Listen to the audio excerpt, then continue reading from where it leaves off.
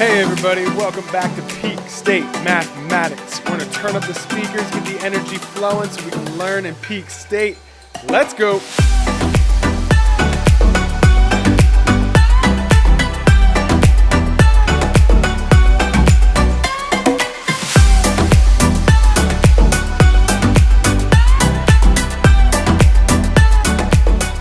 And welcome back to Peak State Mathematics. Today we're going to take a look at solving by factoring.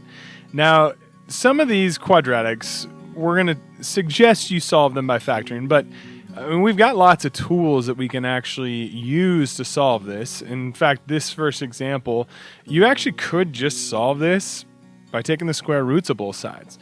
And so if you wanted to solve this just more traditionally algebraically, you would just add the 121 to both sides to isolate your variable, and then divide both sides by 4 to get your coefficient to 1.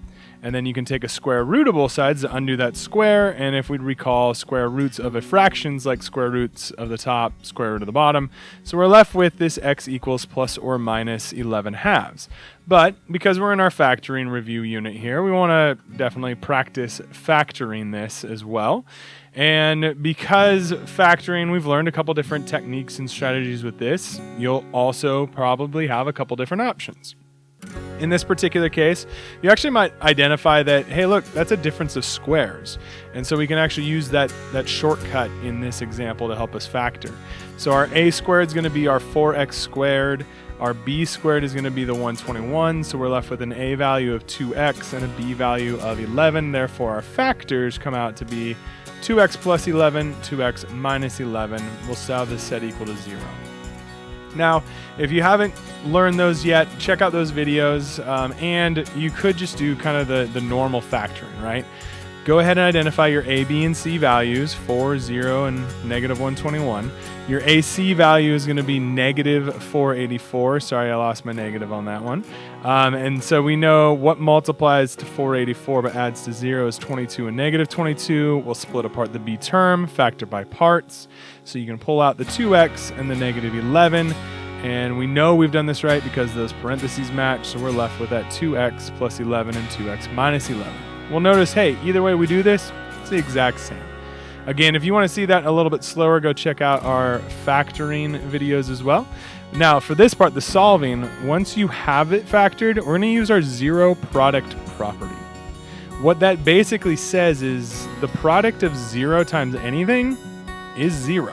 So if we take each of these parentheses and set them equal to 0, we can solve for the two solutions. So 2x plus 11 equals 0, 2x minus 11 equals 0, and when we set those and solve them, we're going to actually discover that our same solutions are going to occur. We get x equals negative 11 halves, and x equals positive 11 halves, and sure enough, those are the same answers we saw above. So I hope this helps, and we're going to give you a chance to practice a couple on your own. Now get back into peak state, and here we go.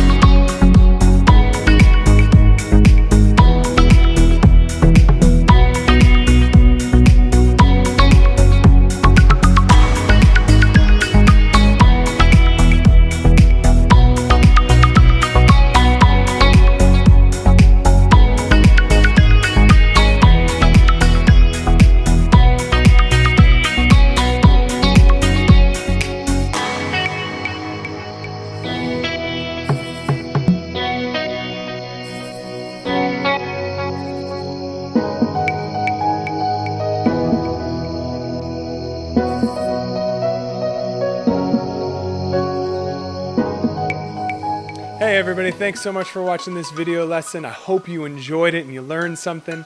Please hit subscribe so you have access to all of our video lessons. And if you want live, free tutoring with me every single Monday, check out peakstatemathematics.com and sign up for that. Until next time, remember, always learn in a peak state.